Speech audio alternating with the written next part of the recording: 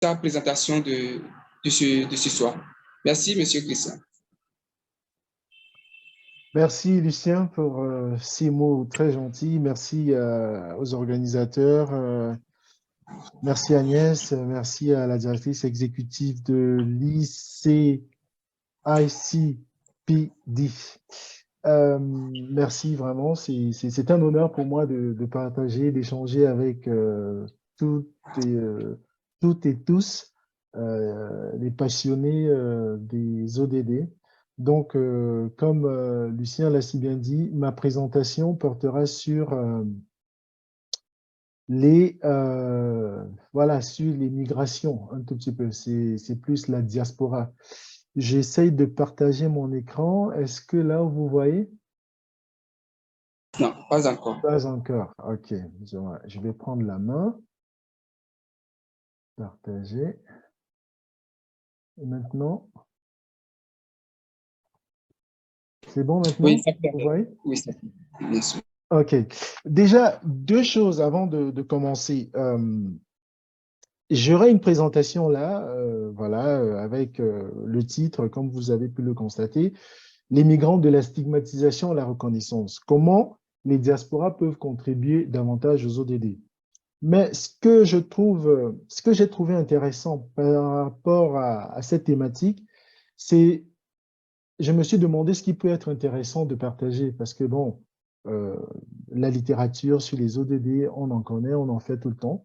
Mais j'ai essayé de vouloir partager mon expérience en tant que coordonnateur national pour l'événement de la conférence du Dublin dans le sommet mondial sur la diaspora, en regardant un peu sur le côté protocole et diplomatique. C'est-à-dire que je veux partager un peu cette expérience qui, je l'espère, pourra servir à toutes et tous ceux qui sont passionnés par le protocole et la diplomatie. Je pense qu'essayer de partager mon expérience vue de l'intérieur, j'ai pensé que ça peut être utile, n'est-ce pas, à tous ceux qui participent là, pour voir un tout petit peu comment ça se passe.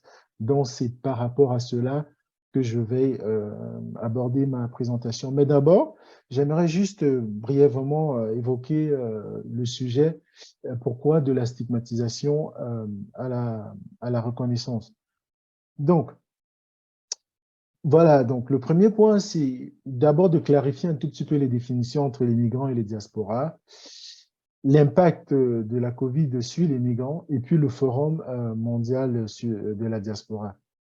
Donc, ce que moi je vois, c'est que entre les migrants et diaspora, on peut dire que c'est deux termes qui sont proches, mais pas exactement. Parce que le migrant, c'est défini, n'est-ce pas, par comme quelqu'un qui traverse une frontière, voilà, plutôt nationale, qui franchit une frontière internationale en général. Donc, il peut être un étudiant, il peut être, enfin, peu importe son caractère, ça peut être un déplacement forcé, volontaire, etc., pour un court séjour, un long séjour. Tandis que la diaspora, ça, c'est toujours des termes qu'utilise l'OIM. Tandis que la diaspora, ça inclut quand même les migrants ou leurs descendants. Donc, ça veut dire que on peut faire partie de la diaspora sans forcément être un migrant. C'est-à-dire que on est né dans un pays issu de parents immigrés, on fait partie de sa diaspora. Donc, on va parler de la diaspora africaine, la diaspora guinéenne en France, etc., ou camerounaise, etc., etc. Ce qui est important, donc, c'est que quand même, il y a des chiffres très intéressants sur les migrants, donc la diaspora.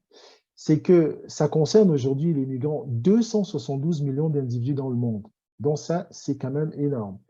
Et on constate aussi qu'il y a 31% de l'ensemble des migrants internationaux qui résident en Asie, en Europe et sur les continents américains et aussi en Afrique. Mais là aussi intéressant, c'est qu'on voit aussi quand même que les migrants contribuent énormément en renvoyant les fonds à leur pays, dans leur pays d'origine. Et ça, c'est très, très important parce que c'est des chiffres qui sont très, très, très, très gros. Lorsque vous regardez, par exemple, qu'en termes relatifs, on a des pays qui reçoivent presque 54% de leur PIB, juste à travers l'argent qu'envoient les migrants, la diaspora, c'est important. Vous voyez le Liban, par exemple. C'est-à-dire que si vous enlevez la diaspora libanaise, c'est sur un problème pour la survie même de l'État.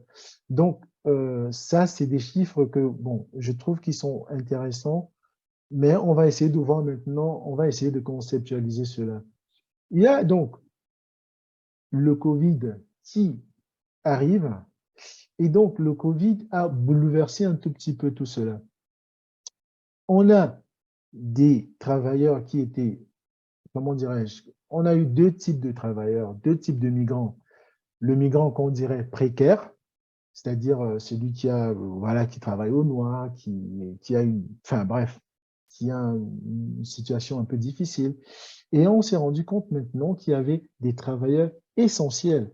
Parce que comme vous regardez dans cette image, les métiers qui faisaient fonctionner encore les pays durant le Covid, c'était la médecine, c'était le transport. Et là, les migrants se sont retrouvés vraiment en pleine lumière. Et là, du coup, ça a fait réfléchir à beaucoup de gens. On s'est rendu compte que, ben, voilà ces gens qu'on stigmatisait, qu'on pointait du doigt, qu'on disait, ben voilà, ils viennent nous prendre notre job, ils viennent faire, etc. Et tout d'un coup, on se rend compte qu'ils sont des travailleurs essentiels. J'ai mis quelques statistiques comme ça, juste pour éclairer un tout petit peu pour voir. Par exemple, qu'aux États-Unis, dans les professions comme le commerce, il y a quand même 78% étaient des femmes hein, d'origine immigrée. Donc, ça montre quoi? À quel point le migrant qui était stigmatisé est devenu essentiel. Et donc, cela va contribuer à quoi? Ça veut dire que lorsqu'on va euh, organiser euh, la conférence mondiale sur la diaspora, il y aura un rapport de force, n'est-ce pas, et qui est nouveau parce que les pays qui ont généralement le plus de migrants ou les pays qui ont une forte diaspora vont dire, ben attendez là, nous maintenant on aimerait avoir plus de paroles. Mais avant d'arriver, j'aimerais juste mentionner les six principaux ODD que je trouve que la diaspora contribue. C'est la lutte contre la pauvreté, c'est vraiment le cœur même. C'est pour ça que j'ai dit que mon point, ce sera sur la lutte contre la pauvreté. Mais évidemment, la famine aussi, parce que quand les diasporas envoient de l'argent, c'est pour aider les familles à bien manger.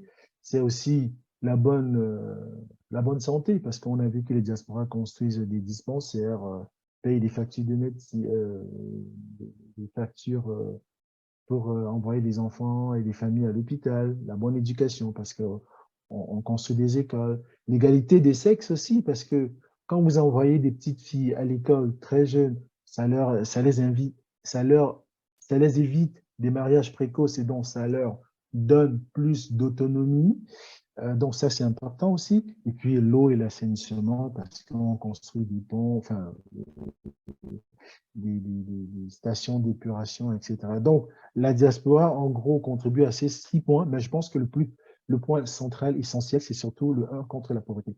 Donc, voilà donc arrive le sommet mondial sur la diaspora. Ce qui se passe donc, comme j'ai évoqué, c'est que ce sommet, il ne vient pas de nulle part, hein, c'est-à-dire qu'il fait suite à une conférence interministérielle qui a eu lieu.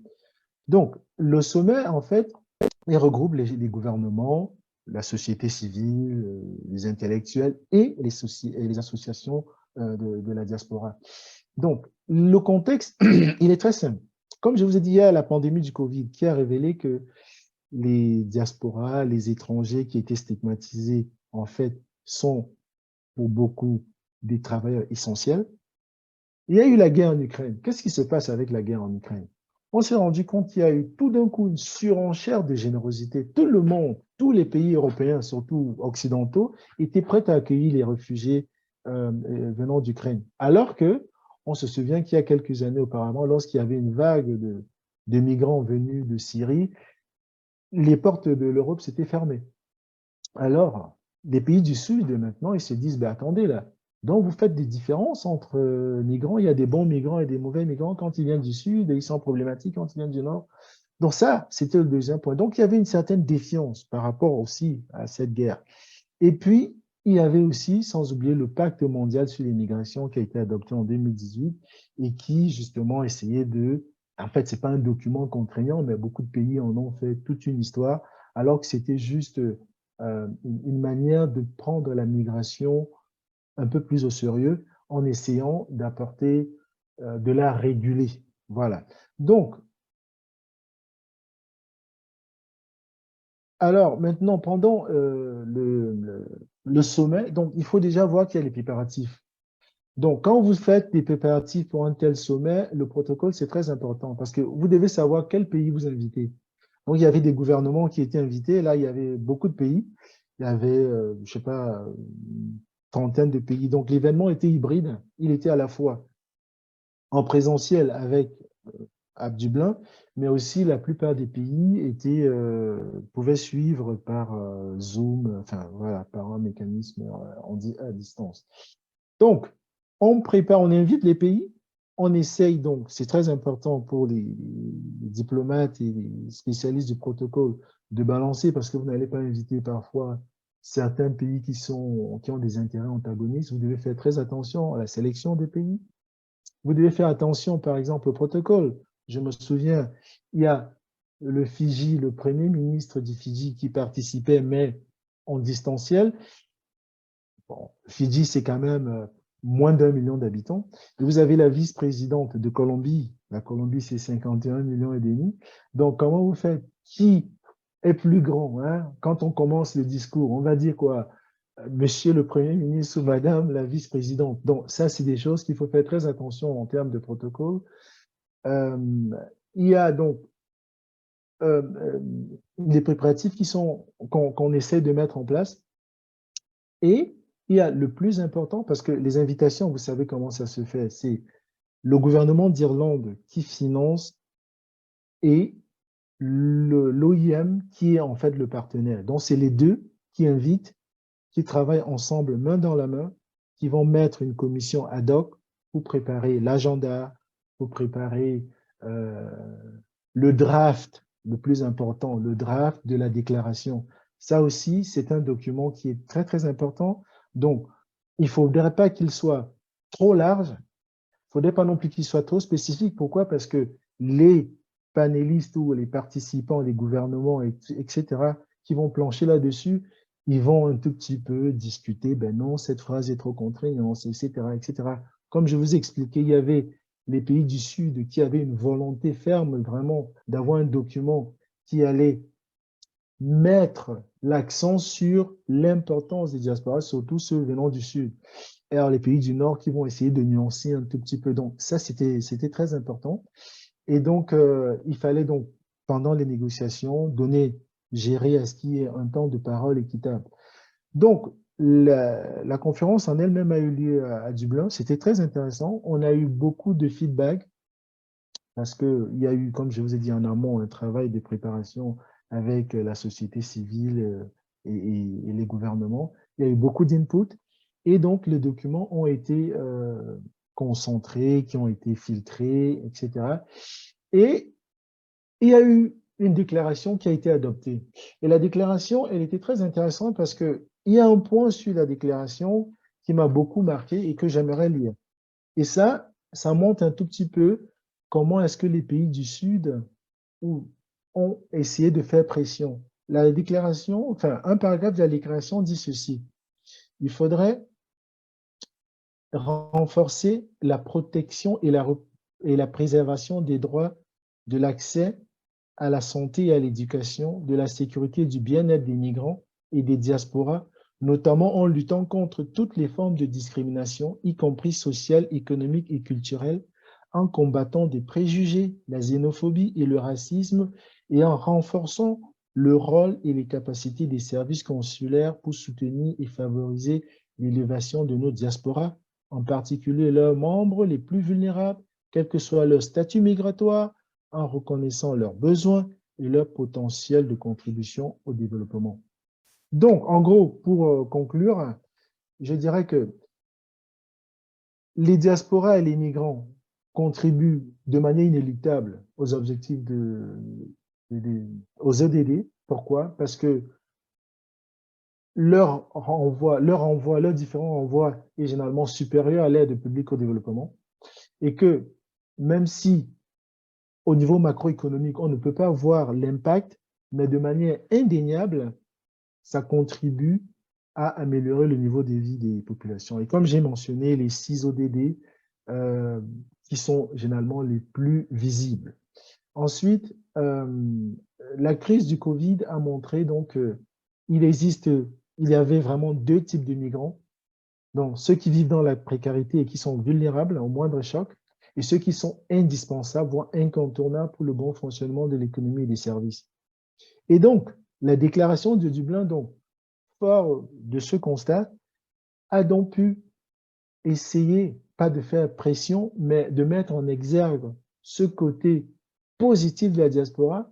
Mais donc, quand vous lisez bien un des éléments de la déclaration, c'est une incitation au gouvernement qui abrite justement ces migrants et cette diaspora de veiller à ce que ceux qui sont précaires puissent demain devenir aussi des personnes, des travailleurs essentiels. Et je pense que c'est ça qui était intéressant à voir. Et donc, pour moi, donc, c'est pour ça que je dis les migrants de la stigmatisation à la reconnaissance, parce ils ont été stigmatisés, maintenant ils sont reconnus. Durant le Covid, heureusement ou malheureusement, c'est le Covid qui a mis cela en exergue. Donc, du coup, on se retrouve donc avec des migrants, la diaspora, qui peut contribuer, qui doit contribuer et qui n'a que besoin ou qui aura besoin simplement d'un accompagnement, évidemment des pays d'accueil, mais aussi des pays d'origine. Donc, c'est un peu tout ce que je voulais partager avec vous. Je ne sais pas si j'ai encore du temps ou mon temps est épuisé. Donc, je vous remercie pour votre bienveillante attention et je suis là pour répondre à vos questions. Merci. Waouh, waouh. Je suis sidéré par votre présentation. Vous avez fait une présentation brillante et instructive. J'ai pu retenir que les migrants, on peut faire partie de la diaspora sans être migrant. Vous voyez, on peut faire partie de la diaspora sans être migrant. D'accord? Et vous avez aussi parlé de deux types de migrants. Il y a les travailleurs précaires et les travailleurs essentiels. Euh, et vous avez demandé à ce que les gouvernements, les pays d'accueil puissent vraiment accompagner ces migrants à devenir des travailleurs essentiels comme les autres. Et c'est très important ces différents points que vous avez abordés. Et merci beaucoup à vous, monsieur Christian et Momo. Je suis très sûr que ceux qui vous ont invité à cette présentation ne se sont pas trompés parce que vous avez donné une très brillante présentation ce soir et c'est très instructif à la couche du venir. Donc, je voudrais inviter les uns et les autres, si vous avez des préoccupations, vous pouvez les mettre dans le chat ou bien vous adresser directement à monsieur Christian. Oui, j'ai une main. Agnès, vous avez la parole. Oui, merci beaucoup. Merci beaucoup, Christian, pour la merveilleuse présentation et votre participation active. Je voudrais savoir quel est le défi plus important que vous considérez concernant l'utilisation des outils de sport diplomatie, concernant votre propre projet de glace. Merci. Ah, ok. Bon, comme mentionne Agnès, donc GLAS, c'est quoi? Global Alliance for Sustainable Sport. Donc, en français, ce serait l'Alliance mondiale pour un sport durable.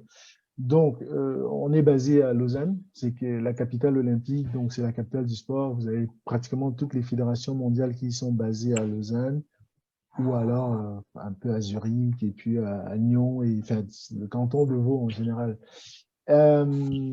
la diplomatie sportive, ça c'est très intéressant. Pourquoi? Parce qu'on se rend compte de plus en plus que le choix, quand vous regardez même le choix d'un pays qui va organiser une compétition internationale, ce n'est pas le fait de hasard, hein. C'est-à-dire qu'il y a toujours la question géopolitique qui est prise en considération. Euh, D'ailleurs, je suis très, très curieux de voir où aura lieu la CAN 2025, hein, parce qu'on sait un tout petit peu les front-runners, comme on dit, les deux pays en lice, enfin, les favoris.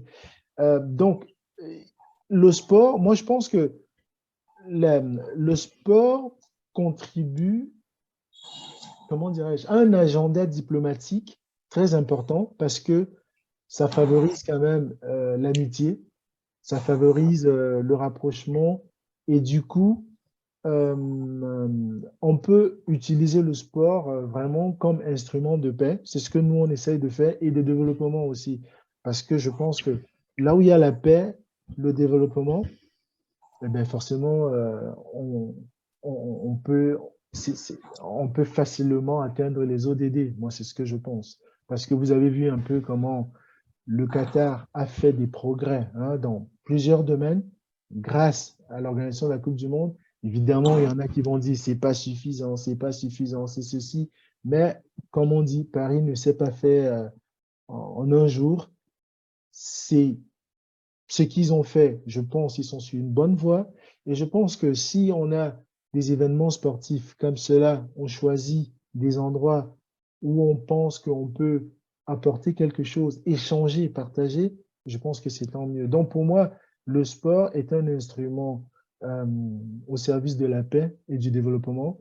Et la diplomatie doit continuer à jouer un rôle important, comme vous avez pu le constater de nos jours. C'est vraiment le seul, c'est vrai que le sport encore qui fait l'unanimité aujourd'hui. Hein. Vous êtes d'accord, c'est le sport qui fait l'unanimité. Ça transcende tout, toutes les barrières culturelles, religieuses, raciales, etc., etc. Donc, du coup, c'est important voilà, que les diplomates s'en servent pour faire avancer les ODD et la paix. Merci. Merci.